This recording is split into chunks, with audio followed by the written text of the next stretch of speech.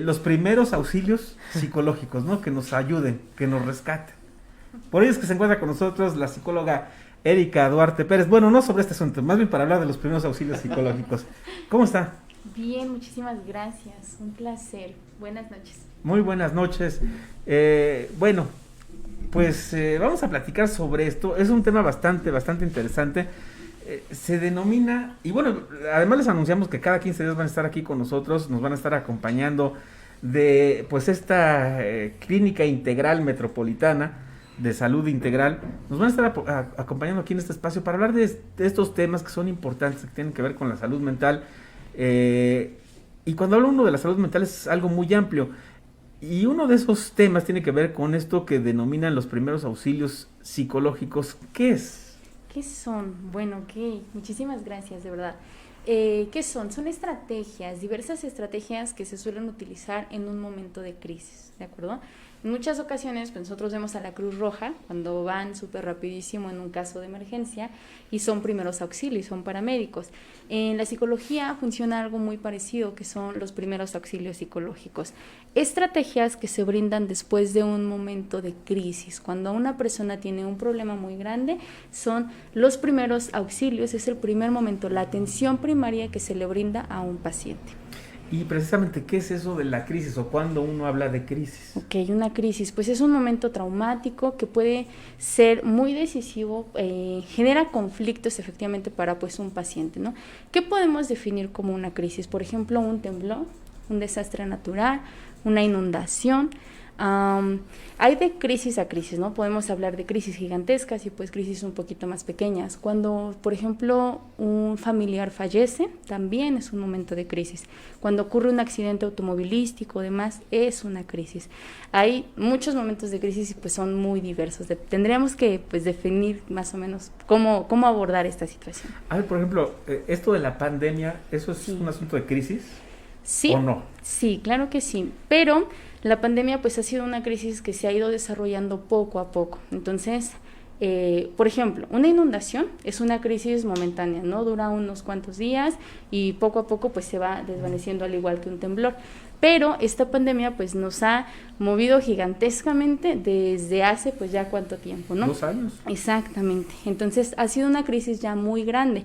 Todas las personas pues la hemos podido enfrentar de formas diferentes. Algunas en su momento empezaron a sufrir ataques de ansiedad, depresión, miedos y pues poco a poco pues fuimos enfrentando todo eso. Ahorita, por ejemplo, se supone que ya estamos un poquito más estables, pero pues sí, podemos todavía definirlo como una crisis.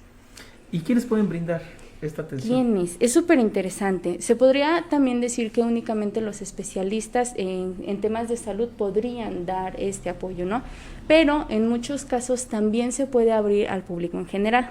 Es muy importante también observarnos a nosotros mismos para saber si podemos hacer algo así. ¿A qué me refiero?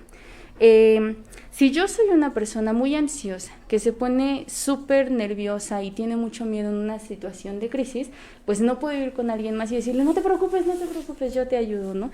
Porque entonces pues vamos a poner pues con más tensión, vamos a generar mucho más miedo pues a la persona. Tenemos que evaluarnos a nosotros mismos para saber si estamos listos para brindar este tipo de atención. Si es así y nos sentimos pues obviamente contentos o tranquilos, por así decirlo, podemos obviamente pues ya brindar este tipo de intervención. Pero sí es muy importante pues prestarnos mucha atención, conocernos y saber si podemos pues ofrecer este apoyo. Si no es así, tenemos que esperar para derivárselo pues a alguien más, a un experto en salud. Doctora, ¿por qué es fundamental la aplicación de estos primeros auxilios? Okay. Pues mira, tratamos de evitar obviamente consecuencias a largo plazo. Si una persona no es atendida en un momento de crisis, puede generarse un trauma que se va a ir repitiendo o derivando durante mucho tiempo más. Entonces, si no intervenimos en ese instante, podemos provocar problemas pues muchísimo más peligrosos. Prevenimos obviamente una situación más peligrosa, secuencias a largo plazo, y también podemos ayudar a la persona a acercarse con grupos de apoyo. Pues preguntarle, 2 preguntas, me parece muy interesante este tema. ¿Cómo podemos identificar justamente el que una persona requiera estos primeros auxilios? Ya señaló que hay diferentes tipos de crisis, pero a lo mejor hay un síntoma en el que se puede identificar de manera rápida del que uno requiere la atención psicológica. Y la segunda, bueno, pues cómo se pueden brindar los primeros auxilios. Psicológicos, ok. Identificar, pues sí, creo que sería un poquito complicado porque todas las personas somos diferentes. En un momento de crisis yo puedo expresar diversos síntomas y otra persona puede expresar síntomas completamente diferentes. Algunos de ellos, por ejemplo, son pánico, temblores, por ejemplo yo, que estoy nerviosa y tiemblo. Está en crisis. No tanto. Tranquilos, no se preocupen. Necesito asistencia. Si hay algún especialista en salud, háblenle, por favor. Acá abajo, ahí hay una clínica, ahorita vamos a decir. Temblores, por ejemplo, ansiedad, empieza a faltar muchísimo la respiración, taquicardia en algunos momentos, pues obviamente ya más peligrosos. Hay instantes, por ejemplo, en los que una persona está en crisis y deja de hablar, no sabe cómo empezar a respirar o cómo respirar en ese momento, entonces ya no sabemos pues qué hacer en ese instante. Cuando ya no podemos hablar, pues ni siquiera sabemos qué hacer al respecto y es justamente el momento en el que pues nos podemos empezar a acercar a la persona. Decía pues antes evaluarnos a nosotros mismos para saber si estamos en condiciones.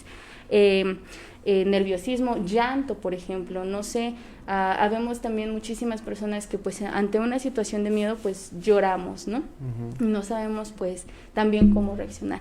Sería, por ejemplo, el llanto, la desesperación, gritar, tal vez incluso palabras incoherentes o frases incoherentes también generaría pues un poquito de muestra de pánico, ¿no? ¿Y qué hacer en una situación de crisis? Bueno, pues hay diversos autores que hablan sobre el tema y existen incluso manuales ya hechos, ya realizados para saber cómo podemos intervenir en una situación así. Decía, es súper importante vernos, medirnos a nosotros mismos para saber si estamos pues aptos para ello, ¿no? Es también muy importante pues identificar la situación, no todas son iguales, es decir, si estamos hablando de una inundación, no podemos dar primeros auxilios psicológicos en la inundación, ¿no? Primero tendríamos que esperar a estar en un lugar seguro, ya sea en un albergue o demás. Si es también el tema, por ejemplo, de un desastre natural, de un temblor, pues tenemos que alejarnos o esperar a que mínimo pues pase la situación para poder pues atender a la persona. Una vez que ya sabemos que está en un lugar seguro, pues empezamos a realizar estos protocolos o pues manuales de intervención. Hay uno que me gusta pues muchísimo ya que es bastante específico y es un protocolo que se llama A, B, C, D y E. Es una serie de pasos que poco a poco se pueden ir desarrollando para la atención al paciente. ¿Gusta que se los comparta rapidísimo? Sí. El primer paso. Bueno, ok. Aquí no nos vamos muchísimo con las faltas de ortografía porque si se dan cuenta pues van a estar un poquito mal. ¿Por qué? El paso número A es la escucha activa, ¿de acuerdo? De ahí viene la A. Es obviamente escuchar a la persona que está en una situación de crisis, pero no es como un escucharte y pues medio te pongo atención o no, al contrario, ¿no? Nos estamos brindando a la persona en este momento en crisis para darle un espacio de nuestro tiempo y prestarle obviamente muchísima atención. Imaginemos que, por ejemplo, acaba de perder a un familiar, a un ser querido. En la escucha activa, pues obviamente vamos a estar esperando que nos pueda platicar qué fue lo que ocurrió, ¿no? ¿Sabes qué? Me siento mal por esto, no le dije esto, no me despedí. Todo eso es lo que nosotros vamos a tratar, obviamente, de escuchar. En muchas ocasiones no escuchamos y solamente oímos, y cuando queremos recordar algo, pues ya se nos fue, ¿no? Entonces, tenemos que saber si nos sentimos muy cómodos para realizar la escucha activa y entonces en ese momento, ahora sí, prestarle atención al paciente, escuchar, ¿de acuerdo? El siguiente punto es reentrenamiento de la ventilación, el punto número B. ¿Cómo funciona? Les decía que una de las pues causas obviamente naturales de la crisis es la respiración acelerada, ¿no? Entonces hiperventilamos y pues el paciente incluso puede, por ejemplo, llegar a desmayarse, ¿no? El reentrenamiento de la ventilación funciona de esa forma, aplicando estrategias de respiración para poder calmar al paciente. Por ejemplo, una muy rápida es respirar o inhalar en 4 segundos, mantener el aire adentro durante otros 4 segundos y posteriormente irlo sacando en 4 segundos más. Es complejo, ya que si la persona está en crisis, llorando y gritando, pues no le vamos a decir, oye, a ver, aguanta y respira, ¿no? Pero poco a poco tenemos que brindarle el espacio para generar que se vaya tranquilizando, ¿de acuerdo? Ok, interesante. El C, ¿cuál es? Categorización de las necesidades. Les decía, si una persona, por ejemplo, está a través de un temblor y la casa se cayó y demás, todo está pues en crisis, primero nos alejamos, nos resguardamos en un lugar seguro. Una vez que eso ya escuchamos a la persona o sabemos cuál es la situación y ya respiró un poquito, comenzamos entonces a identificar cuál es el punto número 1, el 2 y el 3 para resolver la situación. Es decir, imaginemos que tal vez no encuentra a sus familiares y que no los localiza por teléfono, ¿no? Entonces podemos empezar a brindar nuestro apoyo en caso de que podamos solucionar las cosas e ir acomodando sus necesidades. Primero tal vez localizar a sus seres queridos, posterior a eso preocuparse tal vez por qué va a pasar por la casa, posterior a eso saber qué va a pasar con los documentos que necesitaba en ese momento. ¿Sí me explico? Sí. Porque una persona en crisis pues tiene todo en la cabeza y no sabe qué va a pasar. Y es que, ¿y si ya se cayó mi casa? ¿Y si esto? ¿Y si mi abuelita ya se murió? ¿Si algo pasó? ¿Sí me explico? Entonces tenemos que ir acomodando pues más o menos todas las necesidades del paciente. Muy bien, faltan 2. 2 rapidísimos, si gustan se las comparto. La D, derivación a redes de apoyo, lo mismo, iremos guiando a la persona en crisis para saber quién lo puede apoyar en cuanto pues a las necesidades que tenemos. Y la última, psicoeducación. En caso de que tal vez la persona necesite pues acompañamiento terapéutico durante pues el resto de las semanas, ¿no? En ocasiones, por ejemplo, cuando son niños o adultos mayores, también tiene que ser un acompañamiento específico para evitar las consecuencias que les comentaba a largo plazo, ¿no? Muy bien, pues psicóloga Erika Duarte Pérez de la Clínica Metropolitana de Salud Integral, muchas gracias por compartirnos pues toda esta información, es muy valiosa, muy útil, pero seguramente hay personas a las que les interesa o quedan con dudas o tienen un problema o lo están enfrentando. ¿Dónde pueden acudir? Sí, claro que sí. Pues bueno, ahorita estamos en la Clínica Metropolitana de Salud Integral. Tenemos 2 ubicaciones principales a donde nos pueden buscar. La primera está en Avenida Independencia, número 60A, en Colonia Centro Tlaxcala. Y nuestra segunda ubicación es en la calle Miguel N. Lira, número 18, también en el centro de Tlaxcala. Trabajamos de lunes a domingo, de 9 a 8 de la noche, los sábados de 9 a 7 y los domingos de 9 a 4 de la tarde.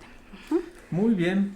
Y hay 2 teléfonos, es 246-126-8978, ese es uno. Así es, y el 246-198-3683. Muy bien, pues muchas gracias. Este de Miguel en el día número 18 me suena muy familiar, está muy cerca. ¿Quién muy sabe cerca, por qué? Como a un lado, casi a un ladito.